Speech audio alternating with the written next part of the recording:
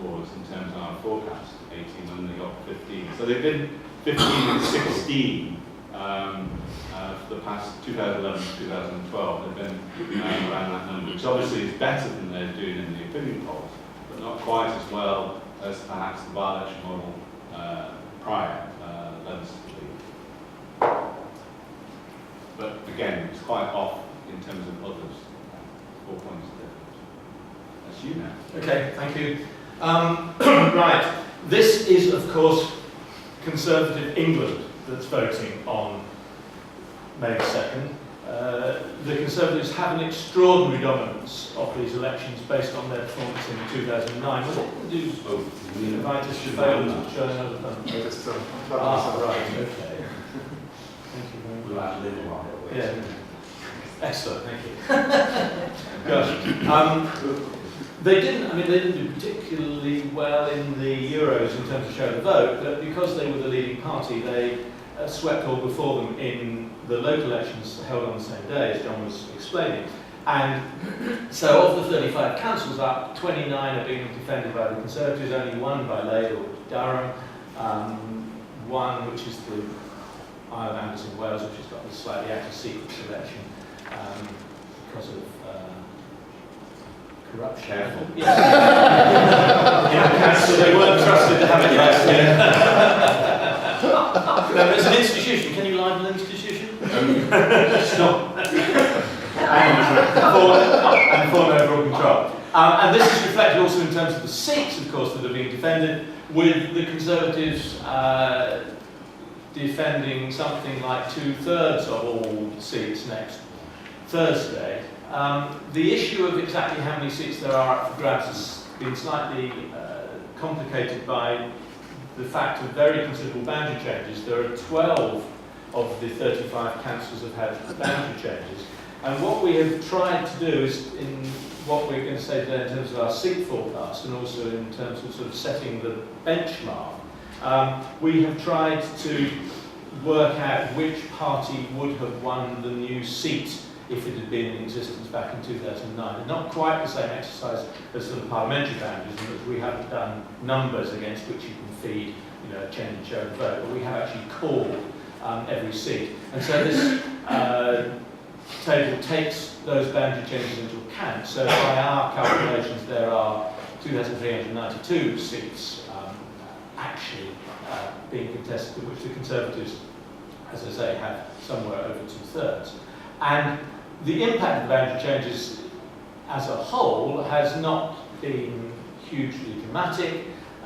There are something like 50 fewer seats now across the country. The Conservatives have lost the largest number of seats, but that's because they were the largest party. I mean, that was inevitably to be the case. The marginality of the new seats is unknown, as I was saying, but we've assumed again in our forecast calculations that essentially there's probably been no overall change. A lot of these boundaries, a lot of public money is spent on fiddling around with local government boundaries, and when you look at the maps, you're often amazed that it's just 2 streets have moved from one place to another, and yet Press Association and others take this as being an entirely new operation, which in truth it isn't really, and people are still voting mainly in the areas that they know.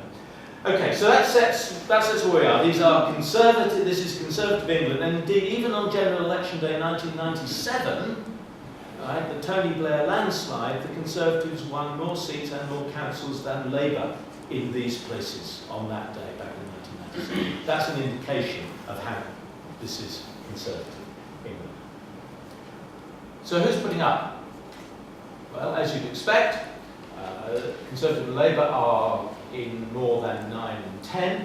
The reason that the Conservative figure drops and the reason that the Labour figure rises, I think, in 2013 is almost entirely because Durham and Northumberland, which have elections this time, didn't have elections in 2009, and so therefore are not in those patterns of contestation, and the Conservatives don't put up in every seat in Durham by any means, and also because Durham has a lot of seats. It's tied as the largest council in the country with 123 councillors. Again, an absurdity of 123 councillors, and Israel's Labour majority. clearly has an impact on the numbers of seats Conservatives are going to fill. More interesting, the two right-hand columns. The Liberal Democrats, however way you cut it, are not putting up as many candidates as they have done in previous county elections by really quite a margin. They were up in the 9 in 10 range, they're now down to fewer than 3/4. Right? This will probably be a combination both of not wishing to put people up and being embarrassed in some of their weaker areas, and also, I suspect, being unable to find people prepared to contest seats in some areas as well. Could you just explain, so what are those, is that percentage of seats that each party? The percentage of the seats up this time that each party is fielding a candidate for.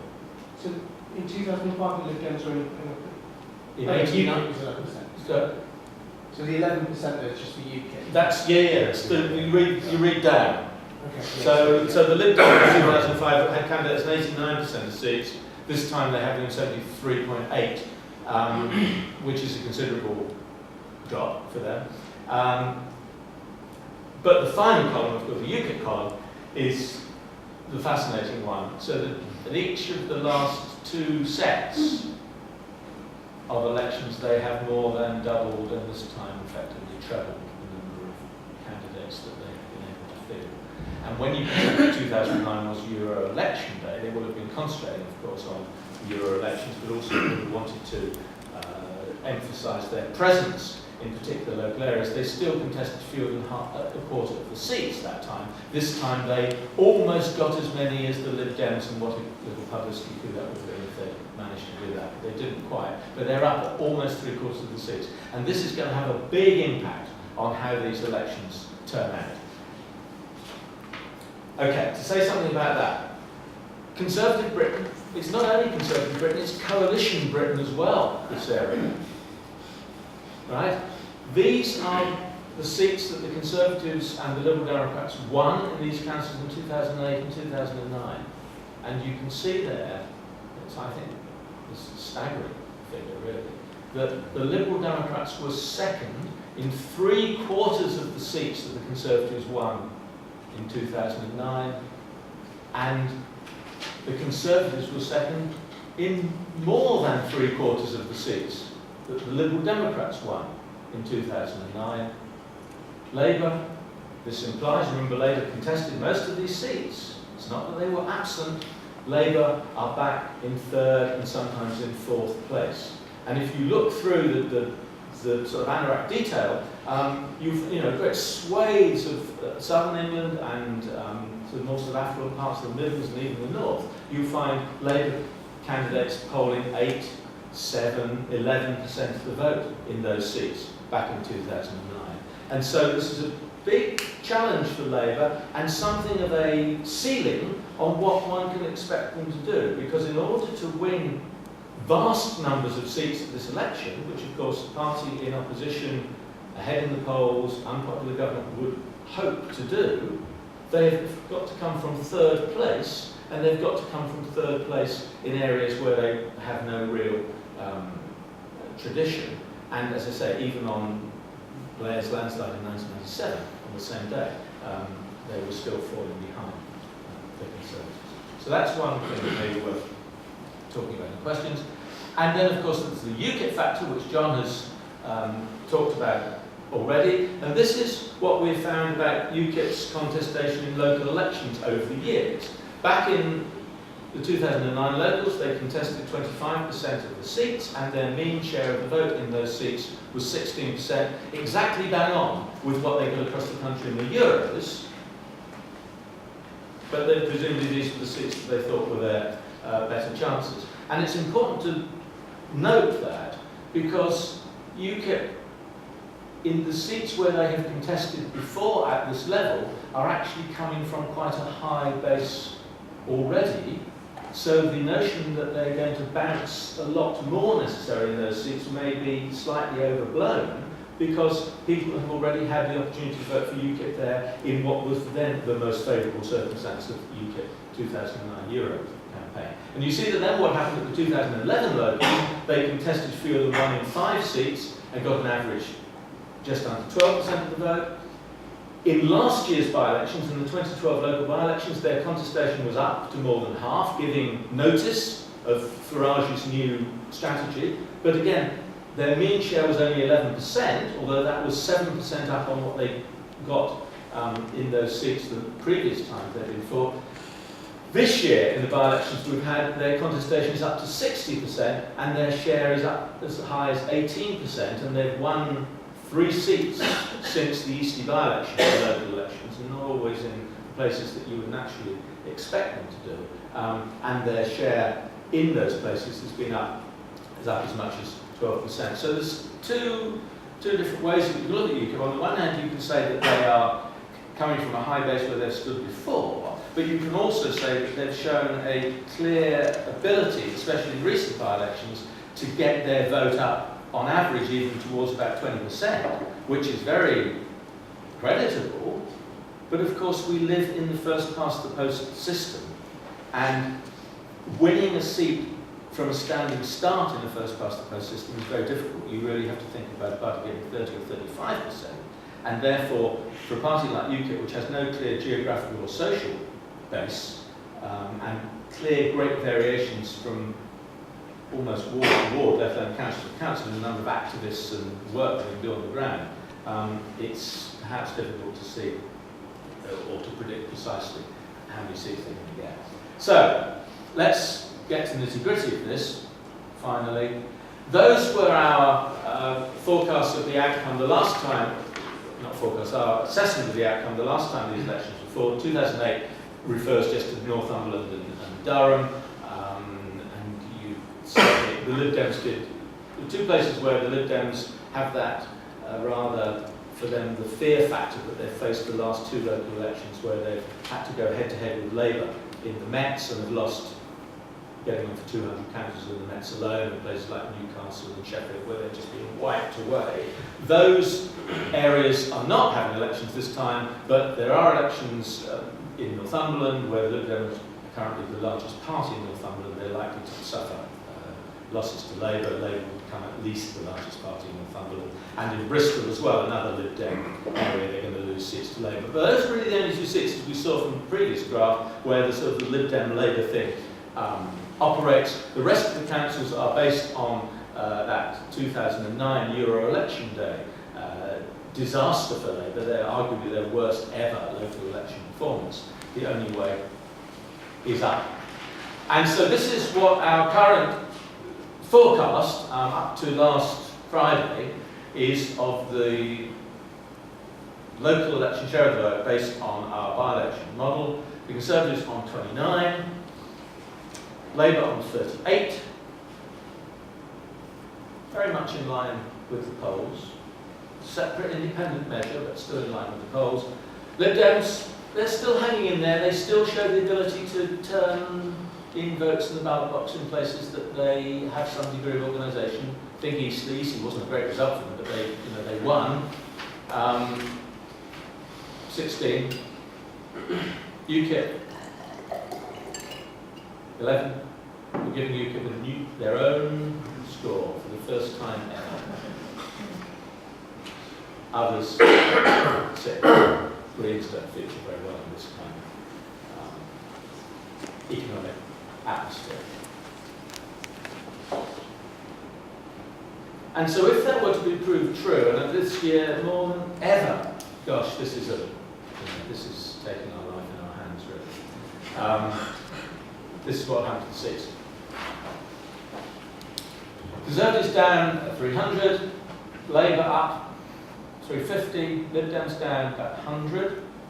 And the reason for that is that in 2011, of course, when we got our forecast hopelessly wrong and kind of fessed up last year, so I'm not going to spend an awful time sort of more fessing up today, it was because the Conservatives, helped by the AV referendum, did very much better than their coalition partners. Now I think there's little reason to shift from the junior coalition partner to the senior coalition partner. And the reason the Lib Dems are still a quarter of their seats, but they've lost 1 in 2 of their seats in 2011 and 2012 with this Labour-Lib thing that I talked about earlier going on. The reason for that is you'll probably like to see the Eastleigh effect is likely to play out. In other words, both coalition parties will see a drop in their support, but the one that's got its nose in front in the local area is likely to keep its nose in front. And in so many areas, poor Labour, however well they may think they're doing, they're still building on 8% or 11% or whatever it is. They're going to be behind. The most difficult one to call, of course, is UKIP.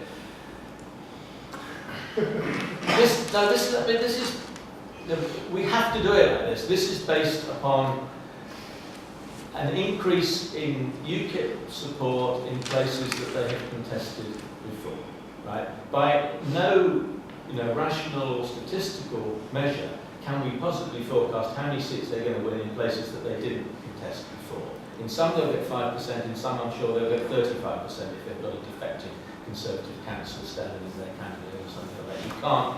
You really can't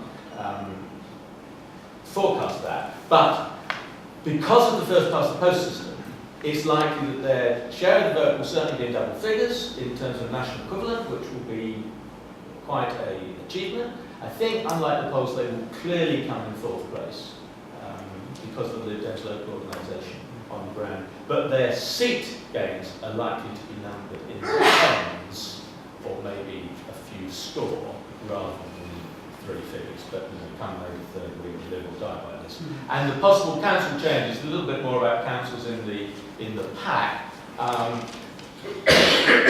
Labour's going to win Derbyshire, Labour's going to win, those are the ones in non-italic, Labour's going to win Nottinghamshire, it probably should also win Lancashire, no overall control will take over from Conservatives in Staffordshire. Labour got 3 councillors in Staffordshire in 2009 and the county that did control up until the 2009 elections. Now, can they go back in one go? Well, they probably can if they went from control to 3 councillors, but it's still going to be tricky. And Staffordshire is one of these places where there is some kind of pockets of UKIP support and a place where UKIP might actually harm Labour's chances of taking overall control of Staffordshire.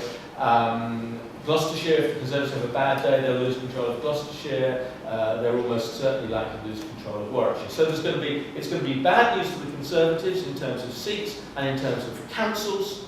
It's going to be good news for Labour, but not brilliant. And look at the Crawleys and Gloucesters and Dovers and Harlows and Ipswiches to see how Labour's getting on within the counties rather than the counties themselves. The Lib Dems may get away at these elections with not featuring very much in your commentary.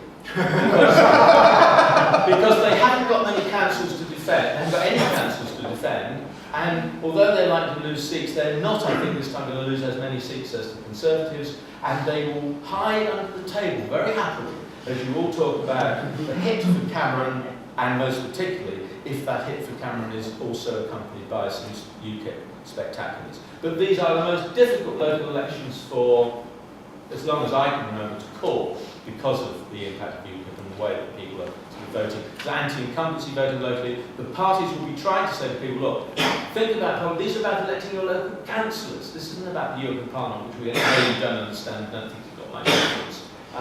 Please think about your local council. That I had in Cornwall, I had the only parties even bothered to write to me so far as UKIP, and it was all full about wind farms and the evils of local councillors who are quite as corrupt and with their hands in their pockets as national councillors, and you want nothing to do with it at all, and you want to vote for us. And if that has a resonance amongst voters, then they may surprise us all, and we'll be back here in a year's time with another mayor call. But let's hope not. Okay, thanks. Thank you, Michael. Right, now, questions. I'm not sure who to address this to, but could you help us understand the effect of the European elections in